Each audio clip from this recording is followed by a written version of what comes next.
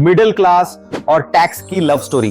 Tax समझो, confusion छोड़ो। साल के 12 महीने हम काम करते हैं, लगभग 5 महीने सिर्फ टैक्स के लिए। ये कोई जोक नहीं है, ये मिडिल क्लास रियलिटी है। और सबसे बड़ी प्रॉब्लम ये है कि ज्यादातर लोग इसे समझते ही नहीं। अब सुनने में ये एग्जैजरेशन लग सकता है, लेकिन फैक्ट यही है। एक एवरेज मिडिल क्लास पर्सन साल के करीब 5 महीने सिर्फ टैक्स पे करने के लिए काम करता है। और यहां लोग सबसे ज्यादा कंफ्यूज हो जाते हैं, क्योंकि टैक्स सिर्फ इनकम टैक्स नहीं होता। टैक्स अलग अलग नाम से लिया जाता है। Direct tax, indirect tax, cess, charges, नाम बदलते रहते हैं, लेकिन पैसा वही जाता है। अब सिंपल भाषा में समझते हैं। इंडिया में मेनली 2 टाइप के टैक्स होते हैं। पहला डायरेक्ट टैक्स, मतलब जो तुम डायरेक्टली अपनी इनकम पे देते हो।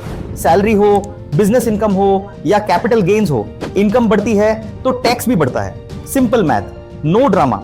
दूसरा होता है इनडायरेक्ट टैक्स, यानी जीएसटी। मतलब जो पैसा तुमने कमाया, जब उसे खर्च करते हो ना, वही टैक्स कटता है। दूध, खाना, मोबाइल, कार, घर के अप्लायंसेस। कमाओ तो टैक्स, खर्च करो तो टैक्स।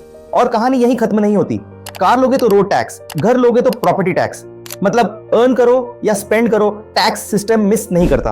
अब यहां माइंडसेट चेंज जरूरी है। टैक्स कोई पनिशमेंट नहीं है, लेकिन इग्नोरेंस जरूर पनिशमेंट बन जाती है। टैक्स समझोगे तो प्लानिंग कर पाओगे, स्ट्रेस कम होगा, मिस्टेक्स कम होंगी। ये सिर्फ डे 1 है। फॉलो करो और अगली टैक्सेशन रील मिस मत करना।